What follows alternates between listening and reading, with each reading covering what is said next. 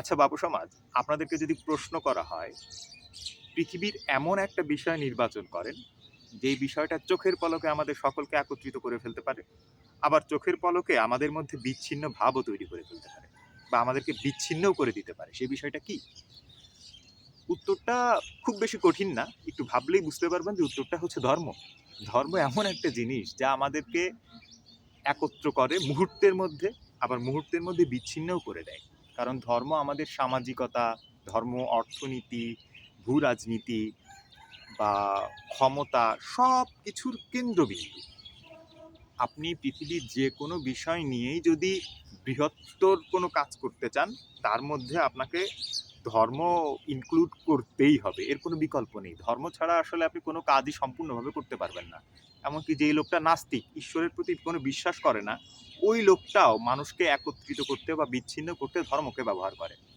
যেমন শয়তানের কথা যদি বলি, শয়তান কিন্তু ঈশ্বরের পরে তার কোনো আস্থা নেই, বা স্রষ্টার উপরে তার কোনো আস্থা নেই, কিন্তু সে আহ, মানুষকে বিভ্রান্ত করার জন্য ধর্মই বেছে নেয়।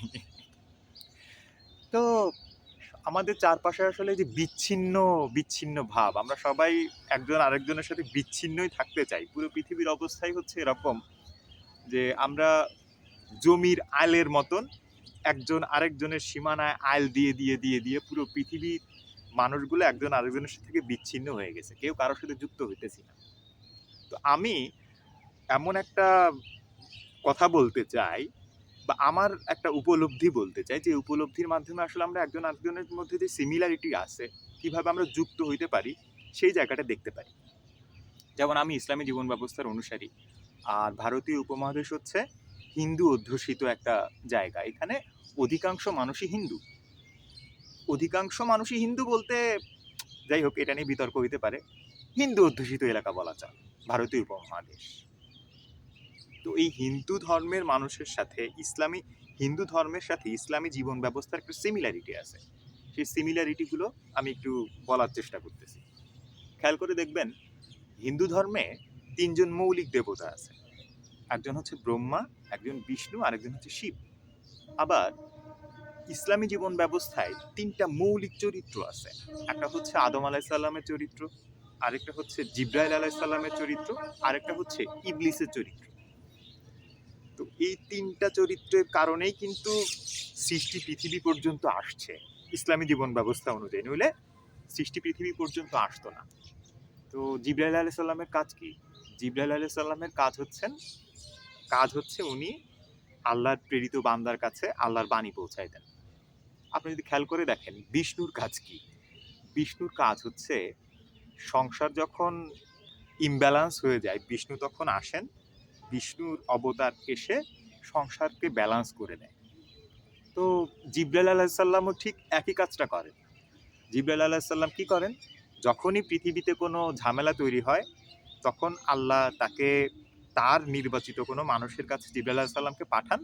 জিব্রাইল আলাইসাল্লাম আল্লাহর বাণী পৌঁছায় দেন, এবং ওই মানুষটা সেই বাণী অনুযায়ী সমাজকে মুক্তির পথ দেখায়। এরপরে হচ্ছে আহ, আদম আলাইসাল্লাম। আদম আলাইসাল্লামের সাথে দেখবেন যে শিবের দারুণ সিমিলারিটি আছে। আদম আলাইসাল্লাম হচ্ছে গন্ধম গলায় আটকাই ফেলছিল। শিব ওই সমুদ্র মন্থনের সময় উনি বিষ পান করে ওনার গলায় সেই বিষ আটকায় রাখছিল। এরপরে দেখবেন ব্রহ্মা। ব্রহ্মা হেব্বি জ্ঞানী, কিন্তু উনি একটা ছোট্ট ছলচাতুরি করে ফেলাইছিলেন। যখন শিব একটা পরীক্ষা নেয়, উনি একটু ছলচাতুরি করে ফেলছিলেন, এবং ছলচাতুরির কারণে ব্রহ্মার কিন্তু কোনো পুজো হয় না। উনি বিশাল জ্ঞানী, কিন্তু ব্রহ্মার কোনো পুজো হয় না। উল্টো ব্রহ্মার যে ফুল পদ্ম ফুল, ওই পদ্ম ফুল দিয়ে শিবের পুজো করা হয়। একইভাবে আপনি খেয়াল করে দেখেন ইবলিস, সে কিন্তু খুব ভালো একজন জ্ঞানী জিন ছিল, কিন্তু সে সেজদা না করার কারণে, আদম আলাহিসাল্লামকে সেজদা না করার কারণে অভিশপ্ত হয়ে যায়। আল্লাহর হুকুমকে অমান্য করার কারণে, আল্লাহর সাথে কৌশল অবলম্বন করার কারণে সে অভিশপ্ত হয়ে যায়, এবং ফাইনালি দেখেন তার কোনো ভেল নেই, সে আজন্মকাল ধরে অভিশপ্তই থাকবে। তো এইরকম সিমিলারিটি যে শুধু আছে তা না, আপনি যদি আরো একটু ডিপলি খেয়াল করেন দেখবেন শিব মানব মুক্তির জন্যে ১১৪টা ইয়ৌগিক পথ দেখায় গেছে, যার মধ্যে ১১২টা হচ্ছে মানুষ চাইলে ওইটাকে অ্যাচিভ করতে পারে, আর ২টা হচ্ছে ১১২টা অ্যাচিভ করলে ওই ২টো অটোমেটিক হয়ে যায়। আপনি ইসলামী জীবন ব্যবস্থায় দেখবেন ১১৪টা সূরা, এর মধ্যে ১১২টা হচ্ছে আলাদা আলাদাভাবে নাজিল হয়েছে এবং ২টা সূরা একই সময় নাজিল হয়েছে।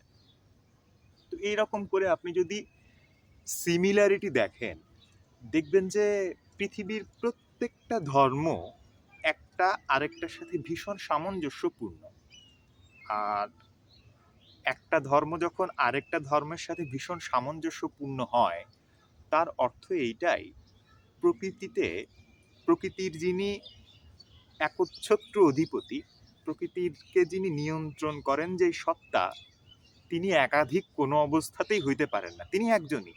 অর্থাৎ একজন মুসলমানকে নিয়ন্ত্রণ করতেছেন যেই সত্তা, তিনি হিন্দুদেরকে নিয়ন্ত্রণ করতেছেন, তিনি ইহুদিদেরকে নিয়ন্ত্রণ করতেছেন, তিনি খ্রিস্টানদেরকে নিয়ন্ত্রণ করতেছেন। তো যদি সত্তা একজনই হয়, তাইলে ধর্মের মধ্যে এত বিভক্তি কেন? কারণ শয়তানের ন্যাটোমি, শয়তান ধর্মের দ্বারা মানুষকে বিভক্ত করতে চায়। আর যিনি সৃষ্টির মালিক, যিনি সৃষ্টির রব, তিনি চান ধর্মের মাধ্যমে মানুষজন একত্রিত হোক। এই জন্যে তিনি বলছেন, স্রষ্টা অর্থাৎ মহান রব, মানুষের যিনি মালিক, তিনি এইভাবে বলে দিয়েছেন যে আহলি কিতাবধারীদের মধ্যে যারা যারা রবের উপর বিশ্বাস করে, তাদেরকে তুমি তাদের পথে ছেড়ে দাও। এরকম একাধিক জায়গায় বলা হয়েছে। অর্থাৎ কোনো কিতাবধারী যদি বলে যে আমি এই কিতাবের প্যাটার্ন অনুযায়ী চলবো, তোমার সাথে আমার কোনো ঝামেলা নেই, আমার সাথে তুমি কোনো ঝামেলা করতে যায় না, তো তাকে তার মতো করে ছেড়ে দেওয়ার কথা বলা হয়েছে। কুরআনের এমনও আয়াত আমি দেখছি যেখানে নামাজের ব্যাপারে বলার পরে বলা হয়েছে প্রতি মুহূর্তে আল্লাহর স্মরণও একটা গুরুত্বপূর্ণ ইবাদত। অর্থাৎ কেউ যদি প্রতি মুহূর্তে আল্লাহ স্মরণ করে, তো তার ব্যাপারে সিদ্ধান্ত আল্লাহ নিবেন।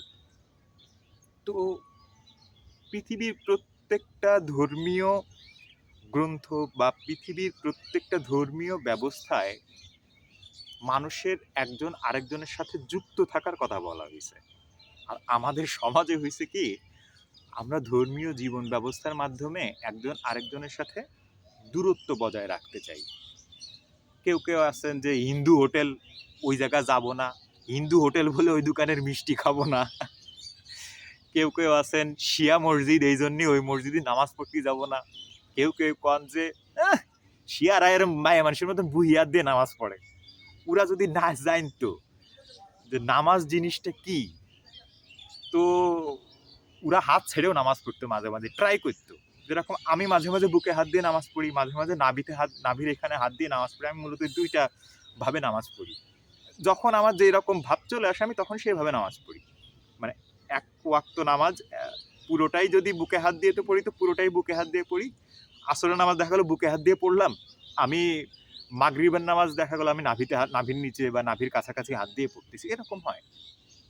তো এটা আপনার ক্ষেত্রেও হবে। কখন হবে? যখন আপনি আপনার ধর্মীয় যে জীবন ব্যবস্থা সেটাকে পুরোপুরি বুঝতে পারবেন। আর যখন আপনি আপনার ধর্মীয় জীবন ব্যবস্থাকে পুরোপুরি বুঝতে পারবেন, তখন দেখবেন পৃথিবীর সব ধর্মের মূল বিন্দু এক জায়গায়, এবং পৃথিবীর সব ধর্মের নিয়ন্ত্রকও একজনই।